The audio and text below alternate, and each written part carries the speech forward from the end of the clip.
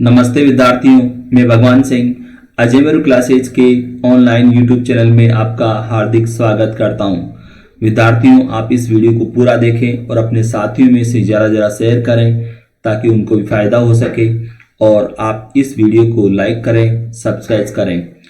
एक बात और विद्यार्थियों, वो ये कि मैं ये वीडियो आपके लिए 4:30 बजे जो है उपलब्ध करा देता हूँ, तो 4:30 बजे बाद आप कभी भी इस वीडियो को देख सकते हैं। और जैसा कि मैंने आपको पहले भी कहा था कि वीडियो के माध्यम से जो मैं आपको क्वेश्चंस उपलब्ध कराता हूं, तो इन क्वेश्चंस को आप नोट किया करो अलग रजिस्टर में, ताकि एग्जाम के समय रिवीजन में आपको आसानी रहे। तो आज के करंट अफेयर्स पर चर्चा करें, जिसमें आपके मुख्य रूप से 2 पॉइंट्स दे रखे हैं। एक जो है पॉइंट तो दे रखा है आपके वीवीआईपी के लिए, यानी कि वेरी वेरी इंपॉर्टेंट पर्सन, या यूं कहें कि राष्ट्रपति, उपराष्ट्रपति, प्रधानमंत्री, इनकी यात्रा के लिए 20,777 विमान 2 जो है खरीदे गए हैं, उसके बारे में बात करेंगे।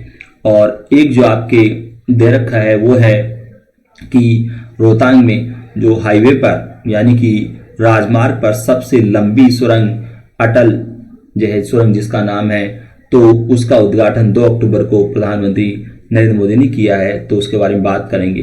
तो विद्यार्थियों, यहाँ पर आप पहला क्वेश्चन देखिए।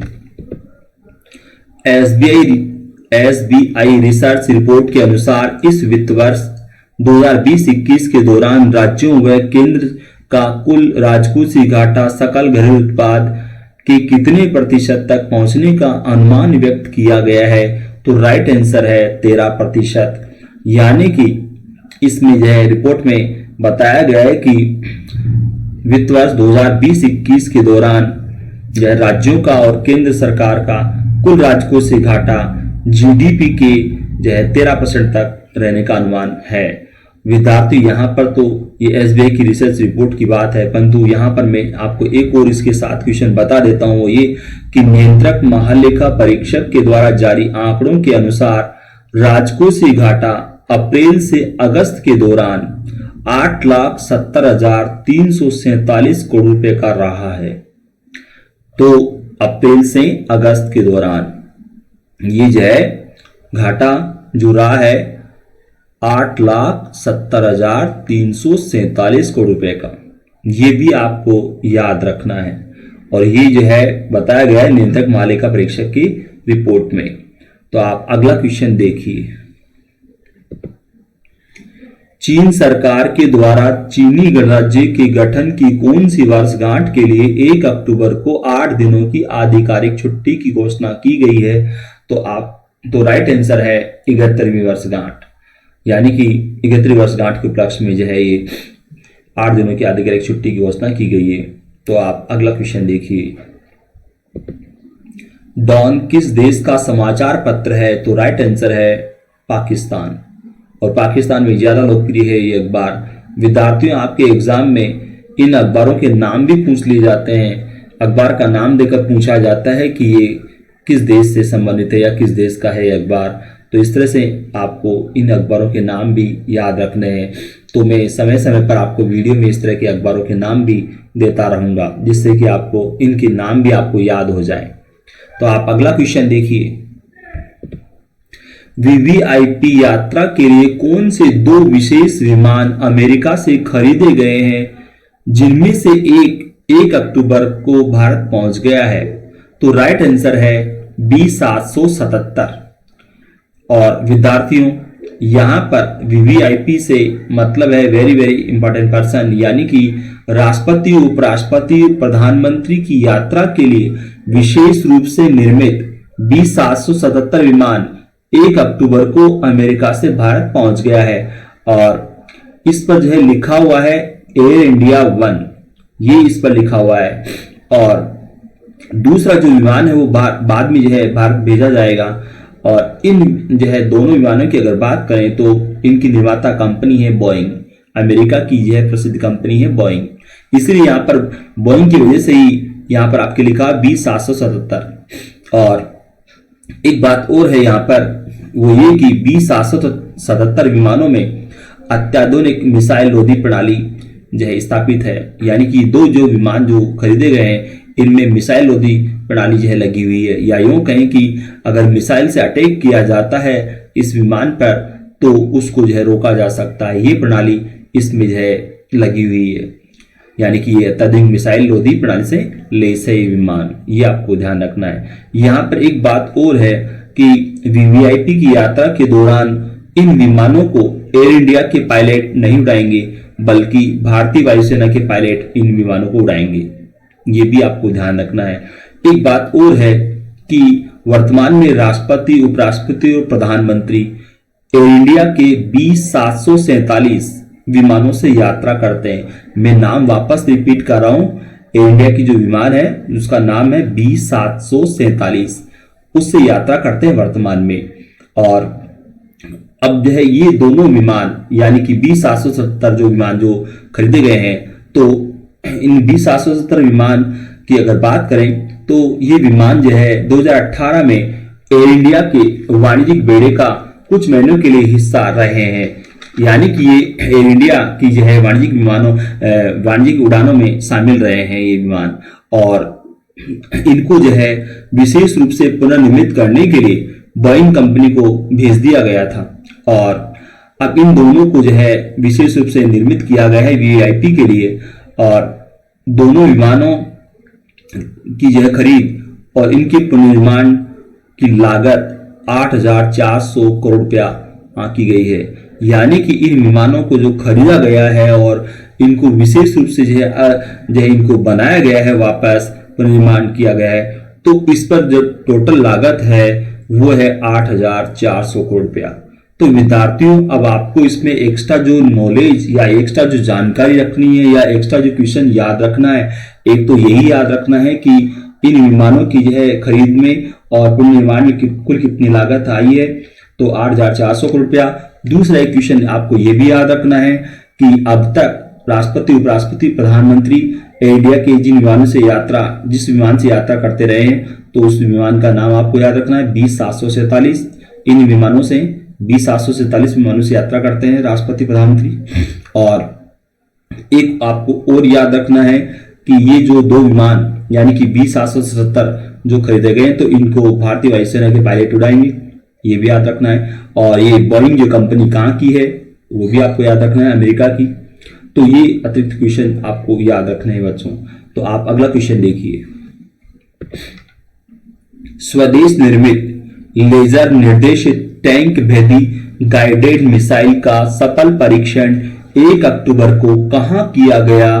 तो राइट आंसर है अहमदनगर। विद्यार्थियों, महाराष्ट्र के अहमदनगर में 1 अक्टूबर को स्वदेश निर्मित लेजर निर्देशित टैंक भेदी गाइडेड मिसाइल का सफल परीक्षण किया गया है, यानी कि जो मिसाइल है वो लेजर से निर्देशित होती है और टैंक को जो है भेदने में यानी कि टैंक को नष्ट करने में सक्षम है ये मिसाइल। और इसलिए यहाँ पर ध्यान रखना है टैंक भेदी मिसाइल, ये लिखा हुआ आपके कि टैंक भेदी गाइडेड मिसाइल। और यहाँ पर एक और बात कि इस मिसाइल का पिछले 10 महीनों के दौरान ये दूसरा सफल परीक्षण है, यानी कि एक परीक्षण पहले हो चुका है, अब ये दूसरा परीक्षण हुआ है 1 अक्टूबर को। और इसकी मारक जो क्षमता है यानी कि इसकी जो रेंज है वो 5 किलोमीटर तक की है, ये भी आपको याद रखना है। एग्जाम में पूछा जाता है बच्चों कि मिसाइल का नाम देकर पूछते हैं कि इसकी मारक क्षमता कितनी है, तो आपको मैं जब भी जो इस तरह क्वेश्चन देता हूं तो उसमें मारक क्षमता भी मैं बताता हूं आपको, तो ये भी आपको याद रखना है। और दूसरा क्वेश्चन आप देखिए आगे। सुप्रीम कोर्ट ने कोविड-19 महामारी के दौरान आर्थिक मंदी की स्थिति में फैक्ट्रियों को श्रम कानूनों के कुछ प्रावधानों पर अमल से छूट देने संबंधी किस राज्य सरकार के श्रम व रोजगार कार्यालय की 2 अधिसूचनाओं को निरस्त कर दिया है? तो राइट आंसर है गुजरात। यानी कि गुजरात सरकार ने जो है फैक्ट्रियों को श्रम कानून में के कुछ प्रावधानों पर अमल किए जाने से छूट प्रदान की थी, और इसके लिए जो है श्रम रोजगार कार्यालय की तरफ से 2 अधिसूचनाएं जारी की गई थी, जिनको की जो है सुप्रीम कोर्ट में चैलेंज किया गया। तो अब सुप्रीम कोर्ट ने इनको जो है अधिसूचनाओं को रद्द कर दिया है, यानी कि निरस्त कर दिया है कि इन जो है यानी कि महामारी के दौरान आर्थिक मंदी की जो है की बात करके इनमें जो है वो अमल में छूट नहीं दी जा सकती। तो क्योंकि ये मामला मजदूरों से जुड़ा हुआ है इसलिए फैक्ट्री मालिक मनमानी ना करें, इसलिए जो है सुप्रीम कोर्ट ने इन दोनों अधिसूचनाओं को निरस्त कर दिया है। तो आप अगला क्वेश्चन देखिए। वित्त मंत्रालय के अनुसार सितंबर महीने में वस्तु व सेवा कर ब्रैकेट में जो आपके लिखा जीएसटी, तो बच्चों यहां पर जो वस्तु एवं सेवा कर ब्रैकेट में लिखा जीएसटी, जीएसटी मतलब गुड्स एंड सर्विस टैक्स। तो मैं क्वेश्चन को वापस रिपीट कर रहा हूं कि वित्त मंत्रालय के अनुसार सितंबर महीने में वस्तु व सेवा कर कितने करोड़ रुपए का रहा है, जो कि चालू वित्त वर्ष 2020-21 में अब तक किसी एक महीने में किया गया सबसे अधिक जीएसटी संग्रह है। तो राइट आंसर है आपके 95,480 करोड़ रुपया, यानी कि सितंबर महीने में ही 95,480 करोड़ रुपया जीएसटी कर जो है प्राप्त हुआ है सरकार को, केंद्र सरकार को। तो अब क्योंकि विद्यार्थियों आप जानते हो वित्त वर्ष शुरू होता है 1 अप्रैल से, यानी कि अप्रैल, मई, जून, जुलाई, अगस्त और सितंबर, ये जो इन महीनों के दौरान सबसे ज्यादा जो जिस महीने में जीएसटी जो है प्राप्त हुआ है वो सितंबर महीना है। और यहां पर आपको ये राशि याद रखनी है, कितना जीएसटी प्राप्त हुआ है ये भी आपको याद रखना है। तो 95,480 करोड़ रुपया। अगला क्वेश्चन देखिए। सेंट्रल विस्टा पुनर्विकास परियोजना के तहत राष्ट्रपति भवन से इंडिया गेट तक कितने किलोमीटर लंबे राजपथ का पुनरुद्धार प्रस्तावित है? तो राइट आंसर है 3 किलोमीटर का। विद्यार्थियों वैसे तो इस क्वेश्चन को मैंने पहले भी लिया था जब मैंने आपको बताया था कि नए संसद भवन का निर्माण कार्य जो है किए जाने के लिए जो है टाटा प्रोजेक्ट्स को जो है वो ठेका जो मिला, तो उस समय मैंने इस क्वेश्चन को दिया था। परंतु यहां पर ये क्वेश्चन अलग है तो उसे संबंधित परंतु अलग है क्वेश्चन, इसलिए मैंने इसको यहां पर और दिया है। और यहां पर एक बात और मैं बताऊं आपको, वो ये कि नए संसद भवन के निर्माण के लिए कार्य 1 अक्टूबर से शुरू हो गया है, इसलिए इस क्वेश्चन को मैंने यहां पर दिया है। और जैसा कि मैं पहले बता चुका हूं आपको कि टाटा प्रोजेक्ट्स लिमिटेड ने जो है सितंबर में नए संसद भवन के जो है निर्माण के लिए जो ठेका प्राप्त किया था, यानी कि निविदा प्राप्त की थी। और इस नए संसद भवन का निर्माण कार्य वर्तमान संसद भवन के पास ही जो है किया जा रहा है, यानी कि कार्य शुरू हो गया है अब। और यहाँ पर ये जो आपको ध्यान रखना है कि इसका निर्माण सेंट्रल विस्टा पुनर्विकास परियोजना के तहत किया जा रहा है, नए संसद भवन का निर्माण कार्य। और एक और बात यहाँ पर कि नए संसद भवन के निर्माण के साथ इस परियोजना के तहत जो है एक साझा केंद्रीय सचिवालय का निर्माण भी होगा। और इसके अलावा इसी परियोजना के तहत राष्ट्रपति भवन से इंडिया गेट तक 3 किलोमीटर का जो लंबा राजपथ है उसका पुनरुद्धार भी किया जाएगा इसी सेंट्रल विस्टा परियोजना के तहत। तो विद्यार्थियों अब आपको ध्यान रखना है कि सेंट्रल विस्टा पुनर्विकास परियोजना के तहत एक तो जो है नया संसद भवन बनेगा और एक जो है साझा मतलब जौनपुर में एक केंद्रीय सचिवालय बनेगा, और एक जो है राजपथ का निर्माण कार्य होगा, पुनर्निर्माण कार्य मतलब या यूं कहें कि पुनरुद्धार कार्य होगा 3 किलोमीटर का। ये आपको याद रखना है ये तीनों बातें। और यहाँ पर ये भी है, मैंने आपको पहले बताया था कि ये निर्माण कार्य 22 महीनों में पूरा होने की संभावना है। तो विद्यार्थियों अतिरिक्त क्वेश्चन में आपको याद रखना है कि निर्माण कार्य कब शुरू हुआ है, तो 1 अक्टूबर से। दूसरा ये कि इस परियोजना का नाम आपको याद रखना है। और यहाँ पर एक जो आपको याद रखना है वो ये कि कौन कौन सा निर्माण कार्य होगा इस परियोजना के तहत, ये मैंने आपको बता दिया है। तो आप अगला क्वेश्चन देखिए। सामरिक रूप से महत्वपूर्ण अटल सुरंग का उद्घाटन प्रधानमंत्री नरेंद्र मोदी रोहतांग में 2 अक्टूबर को करेंगे। इसकी लंबाई कितनी है? तो राइट आंसर है 9.02 किलोमीटर, 9.02 किलोमीटर।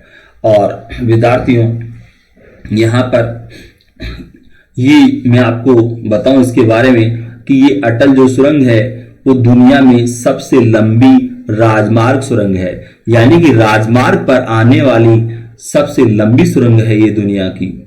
और यहां पर तो ये भी बात आपको याद रखनी है कि ये दुनिया की सबसे लंबी राजमार्ग सुरंग है अटल सुरंग, और अटल बिहारी वाजपेयी के नाम पर इसका नाम अटल सुरंग। यहाँ पर एक और बात कि इस जो है सुरंग की जो है वजह से अब जो है मनाली को वर्ष भर लाहौल स्पीति से जो है जुड़े रहा जा सकेगा, या यूं है कि लाहौल स्पीति जो है मनाली से जुड़े रहेंगे, और इसकी वजह से मनाली और लेह के बीच की जो दूरी है वो भी 46 किलोमीटर कम हो जाएगी। ये भी इसका एक बड़ा फायदा होगा। और जैसा कि मैंने बोला आपको कि मनाली को जो है वर्ष भर लाहौल स्पीति से जोड़ा रखा जा सकेगा इस सुरंग के बन जाने की वजह से, तो पर्यटन भी जो है वहां पर बढ़ेगा। और जैसा कि मैंने अभी आपको कहा कि रोहतांग में जो है इसका उद्घाटन करेंगे प्रधानमंत्री। तो आप अगला क्वेश्चन देखिए। देवयानी खोब्राडे किस देश में भारत की अगली राजदूत नियुक्त की गई है? तो राइट आंसर है कंबोडिया। और विद्यार्थियों, देवयानी खोब्राडे जो है विदेश सेवा से जुड़ी हुई है और ये सचिव हैं, तो अब इनको जो है वहां पर नियुक्त किया जाएगा कंबोडिया में। और विद्यार्थियों, आप जानते हो कि राजदूतों की नियुक्ति राष्ट्रपति करते हैं। चाहे किसी भी देश की बात कर लो, राष्ट्रपति जी नियुक्त करते हैं प्रधानमंत्री और उनकी मंत्रिपरिषद की सिफारिश पर। तो आप अगला क्वेश्चन देखिए। जर्मन सुपर कप किस खेल से संबंधित है? तो राइट आंसर है फुटबॉल।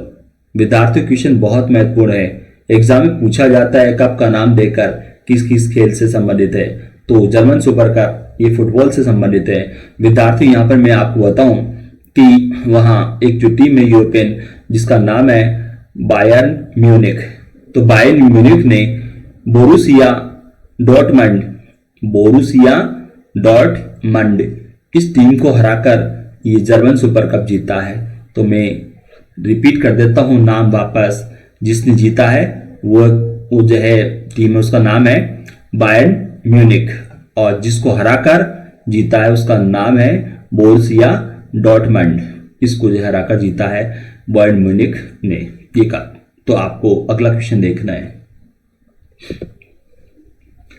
फुटबॉल क्लब मोहन बागान को विजेता घोषित किए जाने के कितने महीने बाद आई लीग ट्रॉफी 17 अक्टूबर को दी जाएगी? तो राइट आंसर है 7 महीने बाद। तो विद्यार्थी, यहां पर ट्रॉफी का नाम भी आपको याद रखना है कि आई लीग ट्रॉफी किससे संबंधित है? फुटबॉल से। और विद्यार्थी, आप जानते हो मोहन बागान जो है वो कोलकाता का प्रसिद्ध है क्लब है, फुटबॉल क्लब मोहन बागान। तो यहां पर आपको मैं बताऊं कि मोहन बागान ने 10 मार्च को जो है पूर्व चैंपियन आइजोल एफसी को हराया था 1-0 से, और अब जो है ये ट्रॉफी अब दी जा रही है मोहन बागान को। यानी कि 10 मार्च को जो है हराया था मोहन बागान ने किसको? आइजोल एफसी को, और 1-0 से हराया था, परंतु उस समय ट्रॉफी दिए जाने के बजाय अब दी जा रही है ट्रॉफी 17 अक्टूबर को। तो यहां पर यानी कि 7 महीने बाद दी जा रही है। तो विद्यार्थियों, ये वीडियो आपको कैसा लगा? इसे लाइक करें, सब्सक्राइब करें। धन्यवाद।